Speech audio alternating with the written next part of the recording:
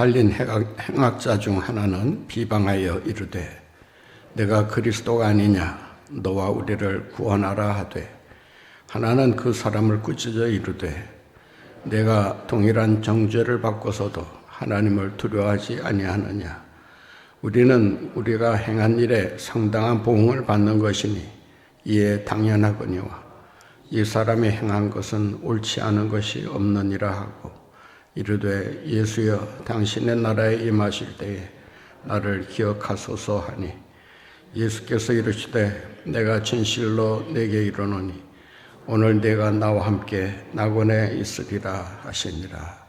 아멘. 고린도전서 1장 18절 같이 읽겠습니다.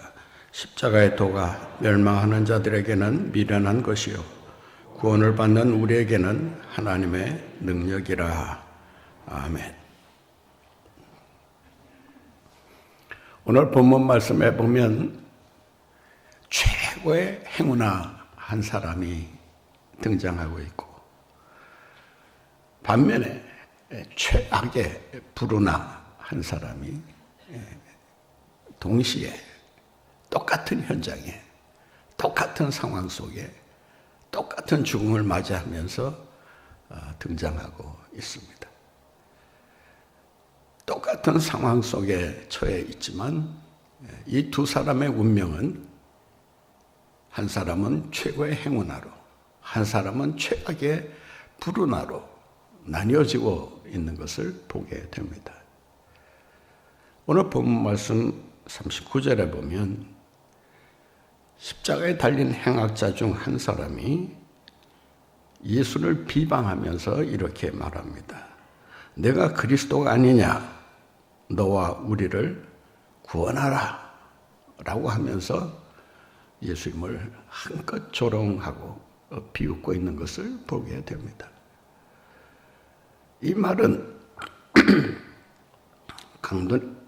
이 행악자 자신의 말일 수도 있고 그 앞서 기록된 본문을 보게 되면 군중들과 관리들이 예수를 향하여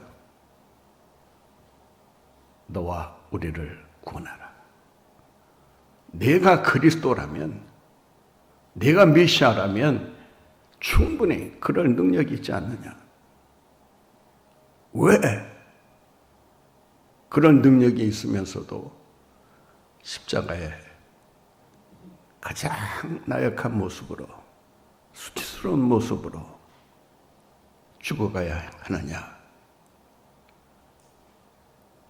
십자가에서 내려와 당신이 메시아라고 하는 것을 우리에게 증명해봐라 라고 외쳤던 것입니다.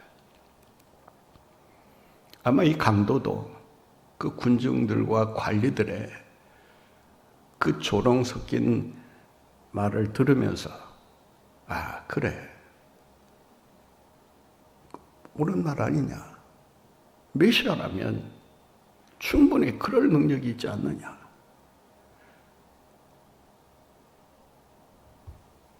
오늘 본문에 보면 이 행악자는 자기의 죄를 깨닫고 인정하고 회개하기는커녕 오히려 예수를 조롱하면서 예수와의 만남을 최악의 만남으로 바꿔놓고 있습니다. 한 사람은 십자가에서 예수님을 조롱하다가 최악의 불운한 사태를 맞고 있는 반면에 예수를 만나 예수님으로부터 놀라운 약속의 말씀을 듣고 내가 나와 함께 낙원에 있으리라 라고 하는 이 엄청난 축복을 받아 누리게 됩니다. 인생길이 다 비슷비슷한 것 같지만 궁극적으로 가는 길이 전혀 다르게 정해져 있다라고 하는 것입니다. 어쩌면 우리 가운데도 그런 일이 일어날 수 있다라고 하는 것입니다. 오랫동안 예수를 잘 믿고 섬기던 사람이 막판에 무슨 일인지는 모르지만 변심하고 모른다 부인하고 그 잘 달려왔던 길에서 이탈하는 이런 일들이 종종 벌어집니다. 제가 아는 어느 장로님 한 분도 미안합니다. 그냥 이해하고 들으세요. 성도들이 볼 때 정말 본받을 만하고 신실한 믿음을 가진 그런 일꾼으로 보았는데 정작 돌아가실 때 돼서 횡설수설하고 엉뚱한 얘기 하면서 시험거리가 되었던 적이 있습니다.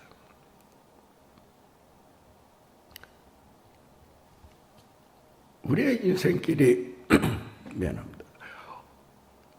어디로 갈 것인가? 클리브랜드 대통령의 그 유명한 일화가 있지 않습니까? 친구와 술집을 향해 가다가 교회 종소리가 들리면서 교회로 가야 되겠다. 그래서 친구는 술집으로 그냥 향해서 가고 자기는 교회로 발걸음을 옮겼다고 합니다. 그 선택이 평생의 선택이 되고 말았다는 것입니다. 한 사람은 하나님의 은혜로 대통령에 당선이 되고 한 사람은 악한 유혹에 빠지면서 흉악한 범죄자로 전락하고 말았다고 합니다. 감옥에서 자기 친구가 대통령에 당선되었다라고 하는 그 신문 기사를 읽으면서 통한의 눈물을 흘렸다는 이야기가 있습니다. 똑같이 걸어가는 것처럼 보이지만 그 결과는 엄청나게 다를 수 있다라고 하는 것입니다. 나는 안 변해. 나는 분명해.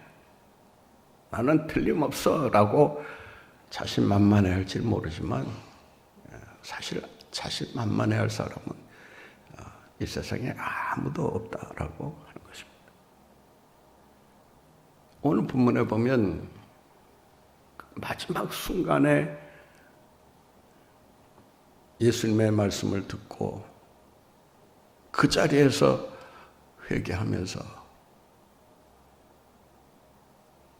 주님과 함께 낙원에 들어가게 되는 축복을 받은 한 사람의 이야기가 등장합니다.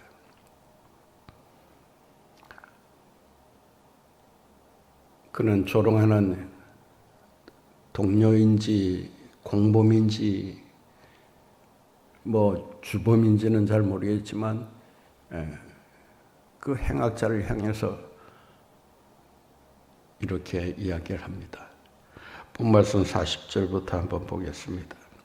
하나는 그 사람을 꾸짖어 이르되 내가 동일한 정죄를 받고서도 하나님을 두려워하지 아니하느냐? 우리는 우리가 행한 일에 상당한 보응을 받는 것이니 이에 당연하거니와 이 사람이 행한 것은 옳지 않은 것이 없느니라. 그는 여기서 두 가지 용기를 보여주고 있습니다. 하나는 회개하는 용기입니다. 자기의 죄를 인정하는 용기입니다. 자기의 죄를 인정하는 용기가 쉬울 것 같지만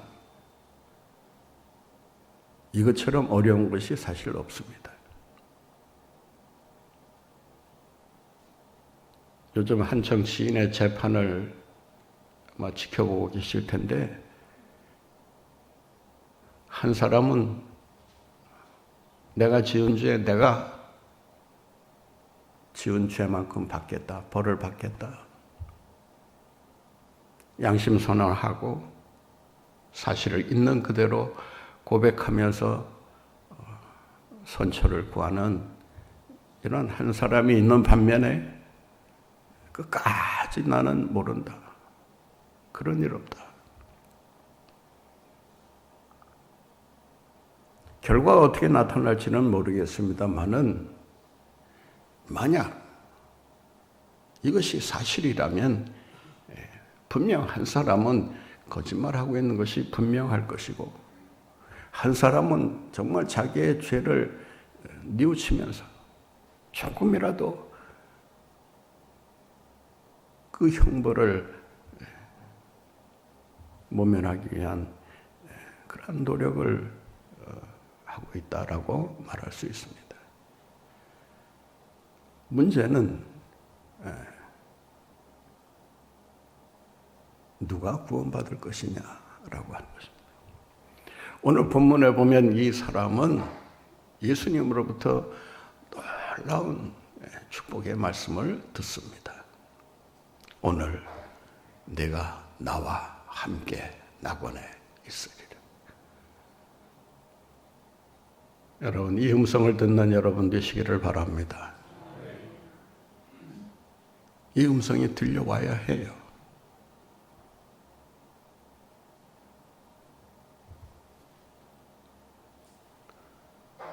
마지막 순간에 우리가 들어야 할 그 말씀은 어떤 말씀이냐?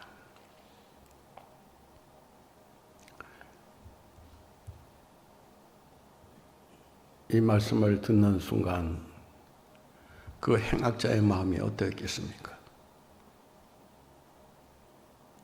아마 십자가에 달려 죽으면서도 큰 위로와 마음의 평안을 얻지 않았겠습니까? 비록 내가 나쁜 일을 하다가 나쁜 일을 했는지 범죄를 저질렀는지 아니면 로마로부터 독립을 꾀하기 위해서 투쟁을 하다가 잡혀서 십자가를 받게 되었는지 범행 동기는 본문이 아무런 얘기를 하지 않기 때문에 더 이상 말할 수는 없습니다.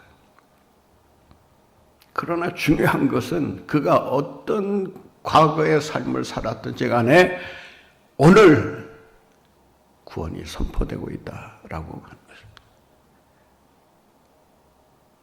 여러분, 얼마나 축복된 일입니까?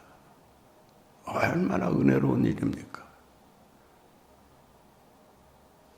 많은 사람들이 이렇게 말해요. 죽기 전까지 내 멋대로 하다가 죽기 바로 전에 이 강도처럼 회개하면 그러면 구원받지 않느냐. 아마 이 강도를 통해서 위로받는 사람이 꽤 될 것 같아요. 제가 볼 때.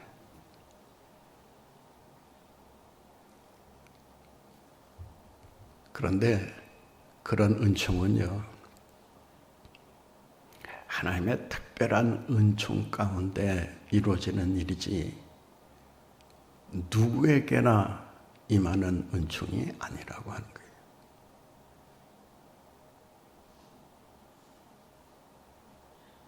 강도처럼 자기의 일생을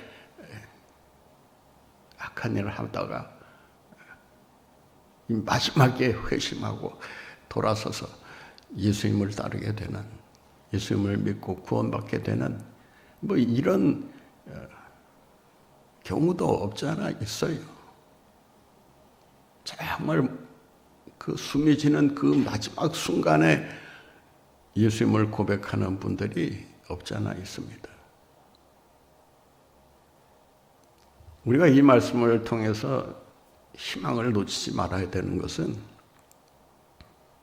이런 은총이 누구에게나 있는 것은 아니지만 하나님의 특별한 은총이 있는 한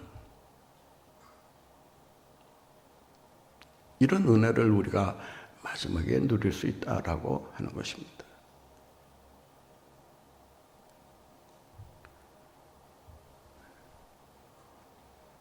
오늘 본문을 보면 우리 하나님께서 예수 그리스도를 통해 우리를 어떤 식으로 구원하시기를 원하시는가?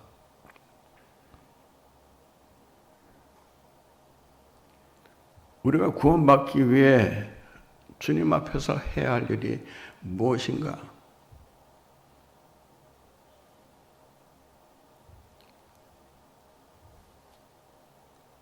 우리가 구원받기 위해 해야 할 일이 무엇이라고 생각하십니까? 이 행악자의 경우를 놓고 보면 구원받을 만한 일 한 적이 있어요, 없어요? 있어요, 없어요?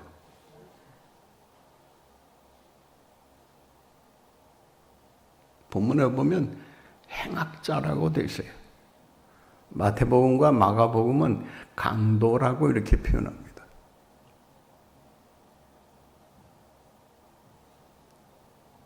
강도는 이 도둑놈이라고 해야 되나? 약간 뭐 도둑자라고 해도 그렇고, 예? 도둑님.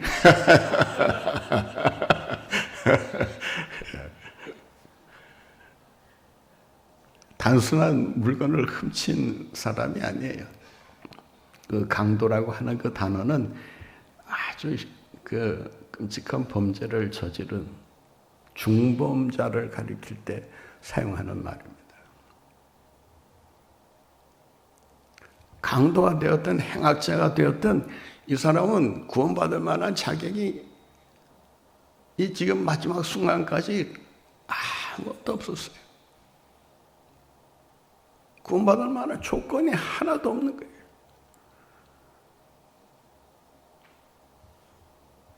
그런데 놀라운 것은 이 사람에게 구원이 선포되고 있다라고 하는 것입니다. 이게 하나님의 구원의 놀라운 은총이 아니고 무엇이겠습니까?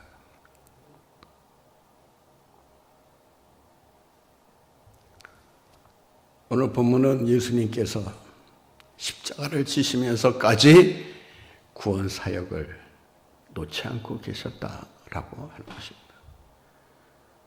마지막까지 다 완수하려고 했던 사명이 무엇이었느냐? 바로 영혼 구원의 사명이었음을 알 수가 있습니다. 지금 자기 처지, 십자가를 지고 지금 죽어갈 수밖에 없는 그 참담한 처지에서 예수님은 행악자의 구원을 생각하고 계셨고 그 구원을 선포하면서 오늘 너는 나와 함께 낙원에 있으리라고 놀라운 약속을 하고 계시는 것입니다. 우리는 하나님의 구원이 우연히 우리에게 온 것이 아니라는 것을 기억할 필요가 있습니다. 이 행악자가 마지막 순간에 십자가에서 예수님과 동일하게 십자가를 지면서 만난다. 여러분, 이런 확률이 얼마나 될까요?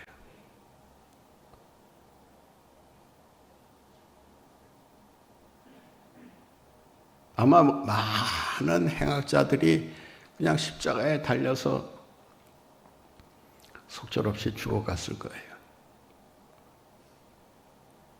그런데 이 행악자만은 예수님과 함께 지금 십자가를 지고 있다는 거예요. 예수님으로부터 한마디 말씀이라도 더 들을 수 있는 기회가 이 사람에게 주어진 거예요. 그리고 주님과의 만남을 통해서 구원받을 수 있는 그 마지막 기회가 이 사람에게 주어지고 있는 거예요. 세상 사람들은 그러한 기회가 우연히 왔다라고 말을 합니다. 그런데 이것은 하나님의 섭리 가운데 이루어진 일임을 우리가 알 수가 있습니다. 주님은 이 사람을 향해서 이렇게 말합니다. 본 말씀을 한번 보실까요? 43절입니다. 예수께서 이르시되 내가 진실로 내게 이르노니 진실로 내게 이르노니 아멘 소이 레고 아멘 이루어지이다 소이 너에게 레고 내가 말한다. 아멘 소이 레고 이것은 예수님께서 진리를 말씀하실 때 늘 사용하는 관용구입니다. 진실로 내가 너에게 이르노니 이 단어를 원문에 가깝게 번역하면 이런 뜻이에요. 맹세코 반드시 이루어진다. 장담하건대 이 말은 틀림이 없다. 주님께서 이 행악자에게 자기의 명예를 걸고 지금 단언적으로 말씀하고 있습니다.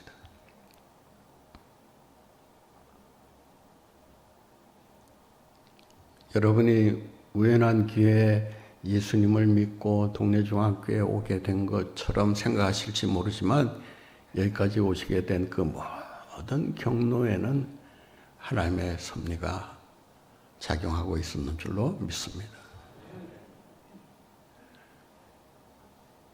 신앙이 한다는 게 뭡니까?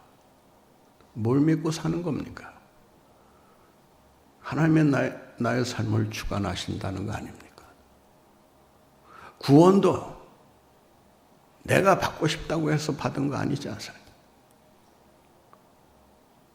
구원받을 만한 기회를 하나님께서 만들어 주시고 그 길로 우리를 양떼 몰듯이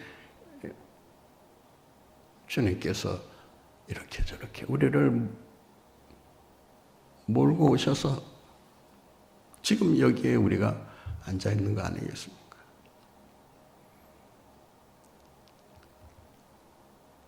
오늘 본문에서 우리가 중요한 단어 하나를 찾아보게 됩니다. 그것은 오늘이라는 단어입니다. 본말씀 43절을 다시 보실까요? 예수께서 이르시되 내가 진실로 내게 이르노니 언제? 오늘. 누가복음을 여러분 자세히 한번 다시 집에 가셔서 읽어보시기 바랍니다. 오늘이라고 하는 단어가 몇 번 나오는가 한번 찾아보세요. 누가의 신학은 오늘이라는 신학입니다. 내일이 아니고 어제가 아니고 오늘. 오늘 구원이 이루어지고 오늘 하나님의 역사가 나타나고 오늘 하나님의 약속이 이루어진다. 오늘 모든 문제가 해결된다. 오늘 하나님께서 역사하신다라고 합니다.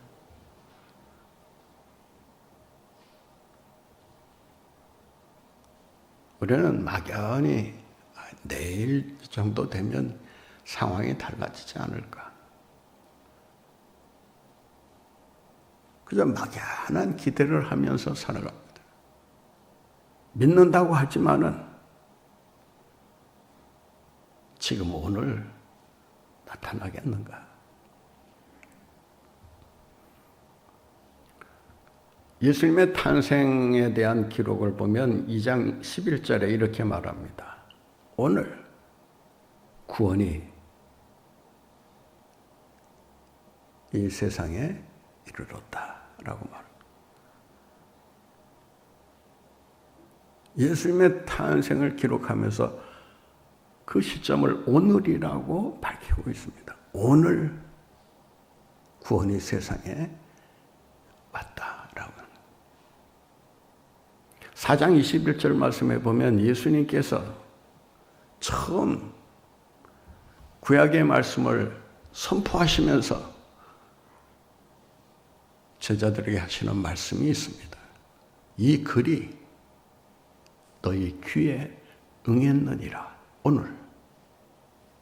오늘 이 글이 너희 귀에 응했느니라. 5장 26절에 보면 중풍병자를 고치시고 나서 뭐라고 기록하고 있냐면 오늘 우리가 이 놀라운 일을 보았도다. 오늘 보았다는 거예요. 오늘.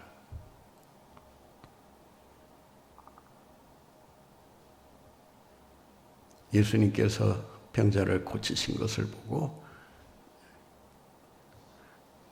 요즘 아이들 식으로 말하면 깜놀했다는 거예요. 깜놀했다.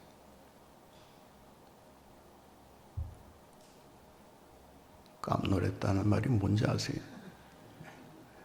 깜짝 놀랐다 그 말이에요. 아이들이 사용하는 말 좀 알아야 돼. 네?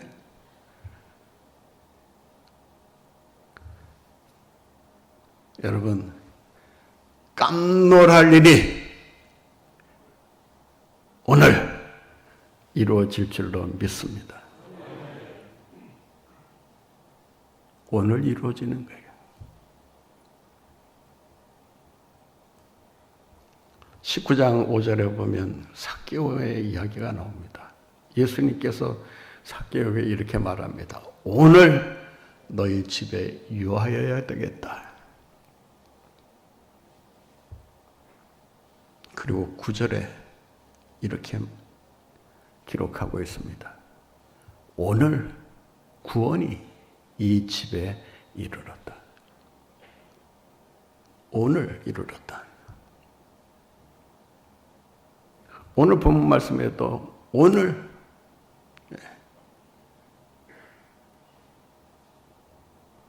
믿음으로 말미암은 구원은요, 순간적이면서도 즉각성을 갖고 있으면서도 현재성을 갖고 있다라고 합니다. 영접하는 자, 그 이름을 믿는 자들에게는 하나님의 자녀가 되는 권세를 주셨어요. 내 말을 듣고 나를 보내신 이를 믿는 자는 죽어도 살겠고 살아서 믿는 자는 영원히 죽지 아니하리라. 심판에 이르지 아니한다라고 말씀하고 있습니다. 오늘 우리가 주님을 믿고 주님을 따르려고 할 때 주님의 구원의 축복이 우리에게 넘치게 임하게 될 줄로 믿습니다. 오늘 이루어지는 거예요.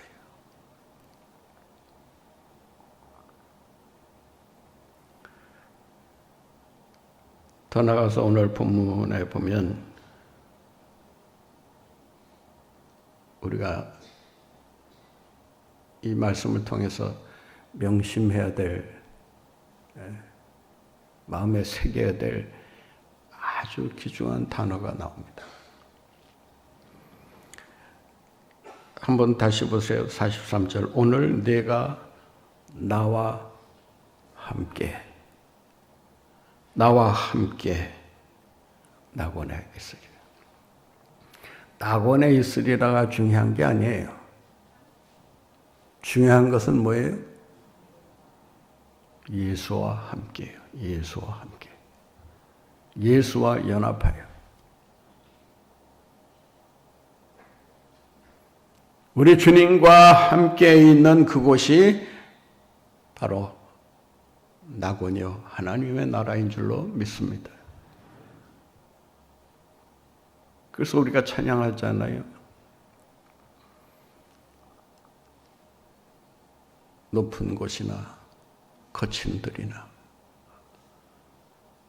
예수 모신 곳이 그 어디나 하늘, 초막이나 궁궐이나. 낙원이 낙원일 수 있는 이유는 뭐냐?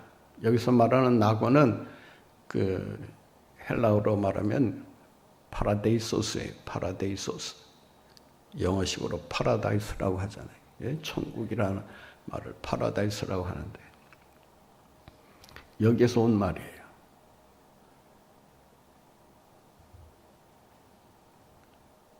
구약적으로 말하면 에덴 동산을 가리키는 말입니다.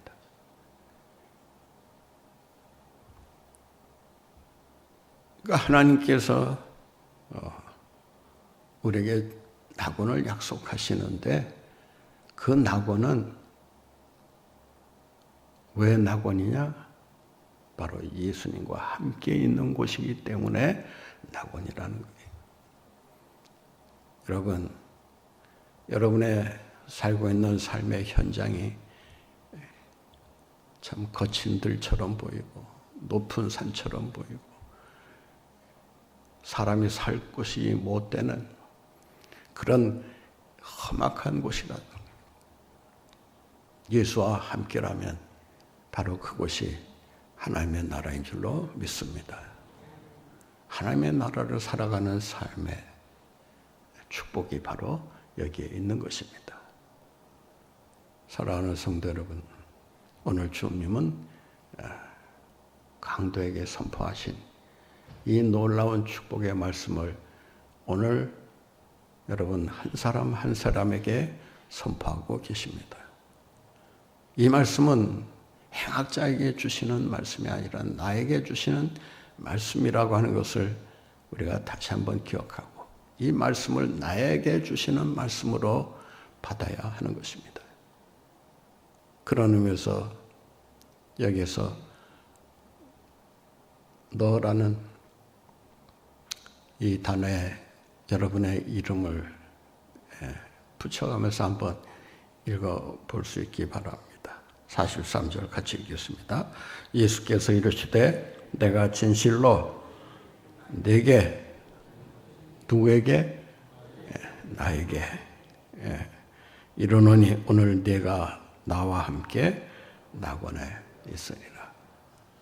여러분, 주님의 구원은 오늘 이 시간 믿는 자에게 즉각적으로 주어지는 하나님의 축복이요 은총임을 기억하고 이 은혜 가운데 날마다 구원의 노래를 부르며 감사하며 살아가시는 여러분들 모두가 되시기를 바랍니다.